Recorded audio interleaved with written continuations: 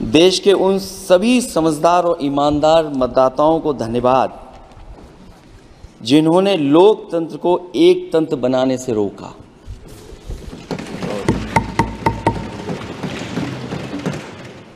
चुनाव के समय पर अध्यक्ष जी ऐसा कहा गया कि 400 पार। मैं समझदार जनता को फिर एक बार धन्यवाद दूंगा और मैं कुछ कहना चाहता हूं कि आवाम ने तोड़ दिया हुकूमत का गुरूर। दरबार तो लगा है पड़ा गमगीन में बेनूर है पर। अध्यक्ष महोदय, दरबार तो लगा है पर बड़ा गमगीन बेनूर है। और पहली बार ऐसा लग रहा है हारी हुई सरकार विराजमान है। जनता कह रही है चलने वाली नहीं सरकार। अध्यक्ष महोदय, जनता कह रही है चलने वाली नहीं, ये गिरने वाली सरकार है। और क्योंकि ऊपर से जुड़ा कोई तार नहीं, नीचे कोई आधार नहीं, अधर में जो है अटकी हुई वो तो कोई सरकार नहीं। दरअसल पूरा इंडिया समझ गया है कि इंडिया ही प्रो इंडिया है। इस चुनाव में इंडिया अलायंस की नैतिक जीत हुई है। ये पीडीए इंडिया की सकारात्मक राजनीति, पॉलिटिक्स जो पॉजिटिव है, पॉजिटिव पॉलिटिक्स की जीत हुई है। कोई वही जो राम रचि राखा, यह है उसका फैसला जिसकी लाठी में नहीं होती आवाज़। जो करते थे किसी को लाने का दावा, वो हैं खुद किसी के सहारे के लाचार। हम अयोध्या से लाए हैं उनके प्रेम का पैगाम। हम अयोध्या से लाए हैं उनके प्रेम का पैगाम, जो सच्चे मन से करते हैं सबका कल्याण। सदियों में जन जन गाता है जिनके गान, अभय दान देती जिनकी मंद मंद मुस्कान, मानवता के लिए उठता जिनका तीर कमान। अध्यक्ष महोदय, जो असत्य पर सत्य की जीत का है नाम, उफनती नदी पर जो बांधे मर्यादा के बांध, वो है अवध के राजा पुरुषोत्तम प्रभु राम। हम अयोध्या से लाए हैं उनके प्रेम का पैगाम।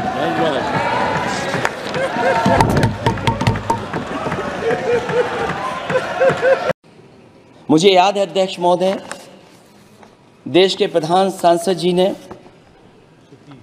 अनाथ पशुओं के बारे में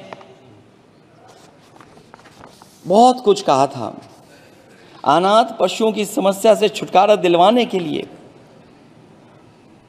कब वादा किया हुआ, लेकिन कई चुनाव बीत गए हैं, अभी तक गन्ने का भुगतान 2 हफ्ते का वचन जो दिया था,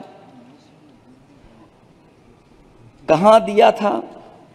अब तो वचन देने वाले को भी याद नहीं है।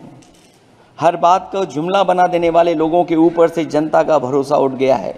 इसीलिए बहुमत की सरकार नहीं है, ये सहयोग से चलने वाली सरकार है। डबल इंजन के नाम पर उत्तर प्रदेश को टकराहट के सिवा कुछ हासिल नहीं हुआ है। उत्तर प्रदेश में प्रभुत्व की लड़ाई 2 लोगों को आपस में लड़ा रही है, लेकिन उसकी मार जनता को सता रही है। पिछले 10 सालों की उपलब्धि बस इतनी रही कि एक शिक्षा परीक्षा माफिया का जन्म हुआ। अध्यक्ष महोदय, जिस समय चुनाव में थे और उत्तर प्रदेश में वो हालात देखे हैं कि नौजवान जब भी तैयारी कर कर के जाता था और परीक्षा दे करके लौटता था तो उसको पता लगता था कि पेपर लीक हो गया। और उत्तर प्रदेश में केवल एक पेपर लीक नहीं हुआ है, जितनी भी परीक्षाएं हुई हैं सब पेपर लीक हुए हैं। केवल उत्तर प्रदेश ही नहीं, मैं माननीय सांसद की तरफ से सुन रहा था, कई ऐसे प्रदेश हैं जहां पर परीक्षाएं देने तो बच्चे गए, लेकिन वहां भी पेपर लीक हो गया। और अभी जब 4 जून को रिजल्ट आया, उसके बाद जो बात उठी है, देश की सबसे प्रेस्टिजियस परीक्षा, उसका भी पेपर लीक हो गया। और आखिरकार ये पेपर लीक हो क्यों रहा है? सच्चाई तो ये है कि ये सरकार पेपर लीक इसलिए करा रही है कि सरकार नौकरी नहीं देना चाहती, रोजगार नहीं देना चाहती, उन नौजवानों का भविष्य नहीं बनने देना चाहती। पिछले 10 सालों की उपलब्धि बस इतनी रही है कि एक शिक्षा परीक्षा माफिया का जन्म हुआ है, जिसने तथाकथित अमृत काल में युवाओं के भविष्य की आशाओं को ही जहर दे दिया है। जो सरकार उम्मीद को मार दे, वह न तो वर्तमान को सुधार सकती है, न भविष्य को संभाल सकती है। सरकार आशा का प्रतीक होनी चाहिए, निराशा का नहीं। ईवीएम पे मुझे कल भी भरोसा नहीं था, आज भी नहीं भरोसा। मैं 80 के 80 सीट जीत जाऊं तब भी नहीं भरोसा। और मैंने अपने चुनाव में कहा था अध्यक्ष महोदय कि ईवीएम से जीत करके ईवीएम हटाने का काम करेंगे। न ईवीएम का मुद्दा मरा है, न जाएगा खत्म। जब तक ईवीएम नहीं हटेगी, हम समाजवादी लोग उस बात पर अड़ग रहेंगे।